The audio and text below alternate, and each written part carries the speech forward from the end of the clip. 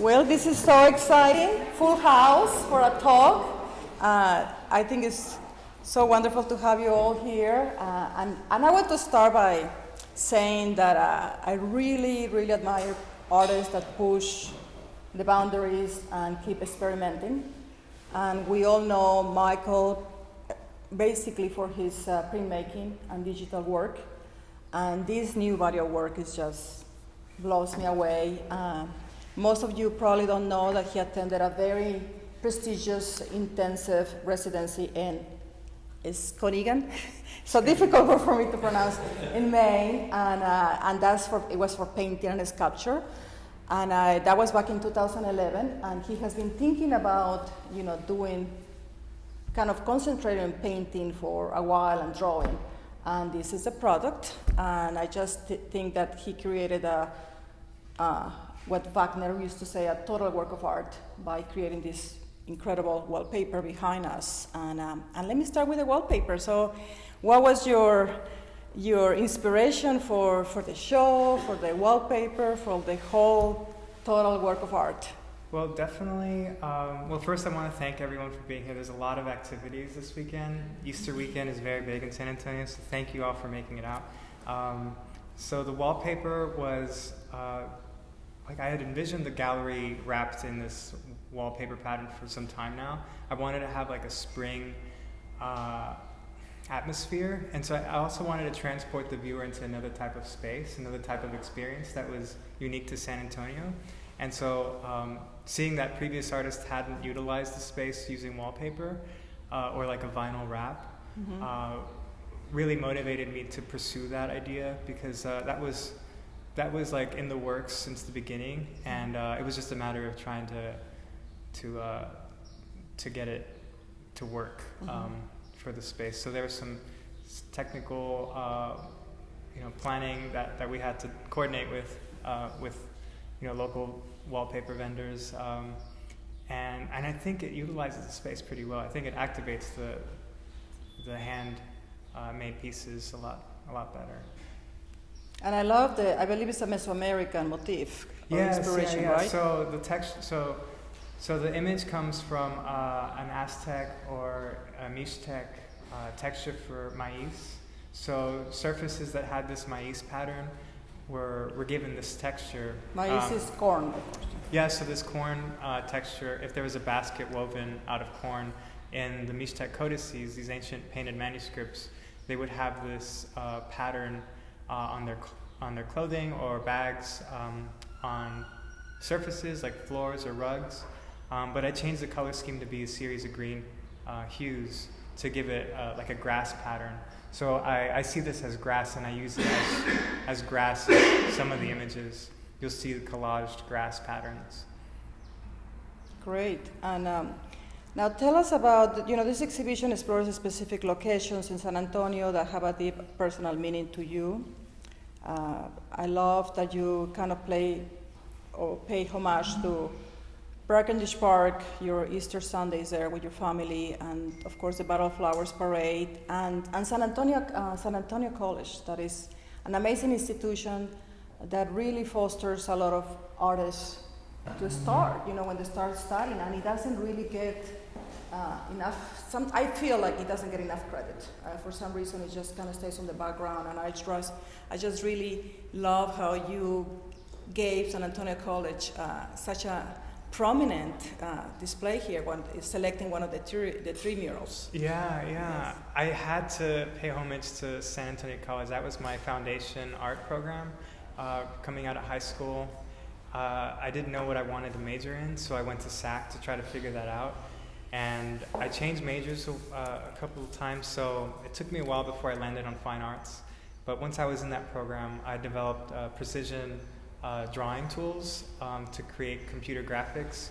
And so I thought that I would be pursuing a graphic design degree or career, continuing my education, but I quickly learned that wasn't where I wanted to have the work live. So I wanted it to go beyond the computer screen, beyond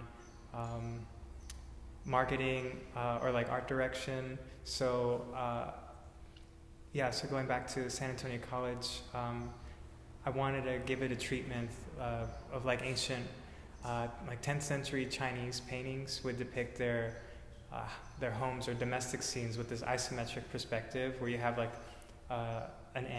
you have the illusion of 3 dimensions on a 2-dimensional picture plane. And so you would get this illusion that there's 3-dimensional space. And so I wanted to give that treatment to Sac, because it's sort of like a tongue-in-cheek way for me to utilize the skills that I developed there and give it back to that school. And so I felt like that was the most appropriate way to pay tribute to the program. Mm-hmm. Wonderful.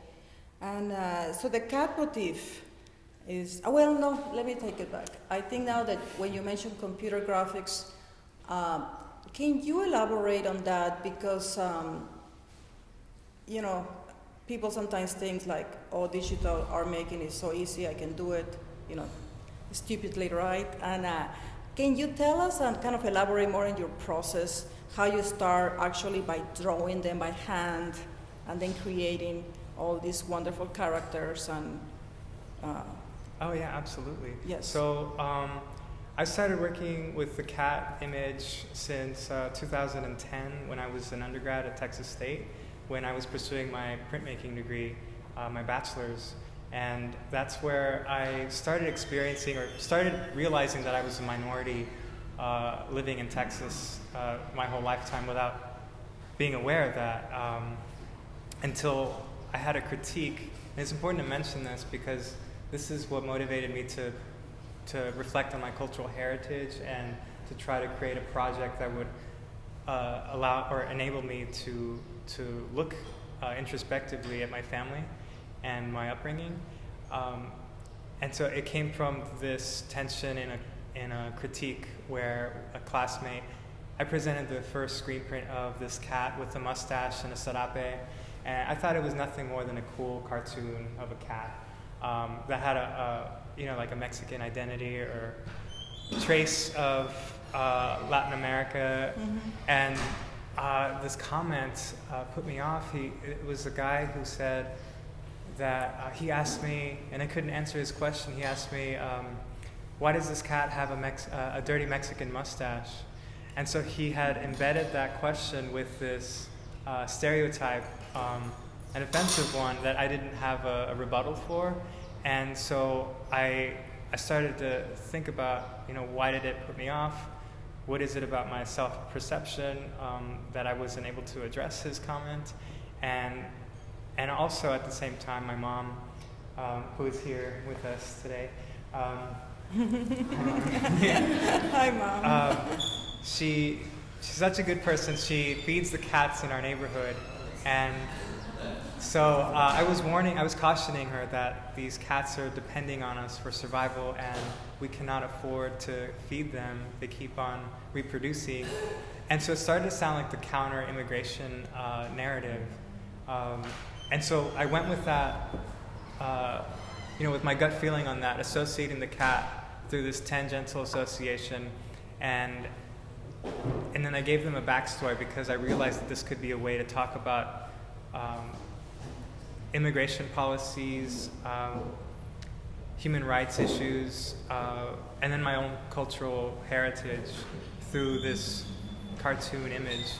And so I continued to associate different cultures, different people's histories with different animal archetypes in the tradition of the Mixtec codices. And other world cultures do the same thing with their folk tales. And so that was a way of me putting myself within this larger narrative, talking about world cultures and different world histories, and then having a say in all of that. Now, while doing your MFA at the Rhode Island School of Design, is that where you kind of study more about Chicano art and study more the theory and the Rascuachismo theory, kind of that informed your work a little bit later, or? Yeah, I wasn't aware of the Rascuachismo essay by Tomás Frausto Ibarra, or Tomás Ibarra Frausto, until very recently, and I started to see that my work was very much in that conversation. While I was at RISD, I was more in tune with what is called post-internet art, and those essays talking about art influenced by the internet age, but from a Chicano perspective. So thinking about Chicano art on digital media or new media, and the potential for us to self-curate within that framework. I hadn't seen any written essays about that. I've listened to Chon Noriega speak about Chicano art, contemporary Chicano art, but he talks about it as if it is post-Chicano, and I strongly disagree with that because I don't see it as that we are post-Chicano. We are, if anything, a neo-Chicano, that this is a new format that we need to embrace, because if we're left out of the conversation of this internet age and digital platforms, then we're going to not be included in these biennials or these shows that focus on this new media art. Mm-hmm. And so it was very important for me to write a thesis where I'm labeling this movement to try to get some groundwork happening. The only written document I've seen previous to my thesis about using the word neo-Chicano art was this blog. Joseph Moreno, he was a blogger. He wrote, it was a call to arms. It was a call for, it was like a very political statement where he was calling for activism to create a new self-identity of neo-Chicanos that was distinctive from the 60s Chicano movement. And so I was putting a twist on it to talk about art movements, mm-hmm. and embracing neo-Chicano. Mm-hmm. Great. And you probably all know the Roscochismo term? Okay, great. Fantastic. And you're welcome to, we're going to open it, of course, to questions in a little bit, but I want to just kind of, you have been using the kind of this male cat's figure, but you have a very important work here that is actually titled "The Future is Female." Yes. So is this a theme that you would like to maybe further explore in future artworks? Or, Absolutely, or tell us a little bit about your inspiration behind. Yeah, so the piece we're talking about is this piece with the women doing a super kick in different directions. And titled "The Future is Female," it's a sign, a protest sign that I saw throughout the Women's Day marches around the country. And so this is a hashtag, this is like a chant that has been embraced by feminists worldwide, and it's pointing at that idea that the future is going to be in the hands of female authority figures. And so I consider myself a male feminist, so an ally to the cause, and so this is me trying to project that self-identity. Mm-hmm, mm-hmm, mm-hmm. And then in your 1968 piece, you recognize, of course, the 50th anniversary of the 1968 Emmys Fair in San Antonio, because a lot of this work has to do with the 300th anniversary of the city of San Antonio. So we have the wonderful map that Michael, on his research, found it's on the collection of the Brown University collection, and he scanned it, and it's a very important work also for Michael because it was drawn by the Teniente Menchaca. Luis Antonio Menchaca. Menchaca, and this is the first map that it kind of makes up a very site-specific San Antonio with locations of the missions and important locations. So this is kind of, a lot of, if you look closely, you're gonna see more historical themes going on. I'm very drawn to the 1968 because, of course, it was a year, and it looks like 1989, but it's actually he's talking about 1968 because it was a year, of course, the civil rights, student movements, student protests, and the Emmys Fair here in San Antonio. But then we were talking about, you and I, about how a lot of things have not changed and how we have all these new renowned protests going on in the nation and also kind of globally. Yeah, 1968 was a pivotal year for the civil rights movement, for the feminist movement. While the civil rights movement was gaining momentum, the women's liberation movement at the time, that was called, was also, they were protesting the Miss America pageant in New Jersey with the Freedom Trash Can. And so this was a year of social mobility, and it was also an election year, so this is what LBJ decided not to run again for president. Nixon ended up winning the election, running on a campaign, trying to promise to bring America together. I think those are his quote, is "Bring America Together" campaign. So politicians running on law and order were doing well in the polls that year. Very similar to the Trump campaign's campaign and Make America Great Again. So there's a lot of similarities nowadays, and so I feel like we're living in a mirror image of that year. So recognizing that 50-year mark, for me, I'm presenting the year in the numbers upside down in this piece. To also like to have the first read maybe be 8961, and maybe think about what those numbers mean. But then if you look at the title, you'll see that it's an upside down image. But yeah, I've been looking at 1968 really closely, not only for the World's Fair, but also because of the social content that we're currently living in. And yeah, realizing that the attendance wasn't so good for the World's Fair because of Dr. King's assassination April 4th. And then 2 days later, our World's Fair opens. And then we have Lady Bird Johnson, who's under heavy security, doesn't make public appearances. People are worried because there's police presence, there's riots in the streets. And so we see a lot of that happening in the news daily here. And then can you tell us a little bit, I know that we have been talking about how the color theory of David Hockney has influenced your work, and I think also probably the way David Hockney has pushed the boundaries as well, using digital printmaking and iPad drawings and whatnot. And then I was also very pleasantly surprised that Philippe Guston is one of your inspired artists. Can you tell us a little bit more? And then if there are other Latin American, Mexican, or Mexican American artists that have influenced your aesthetics? Yes. So I've been looking at this connection.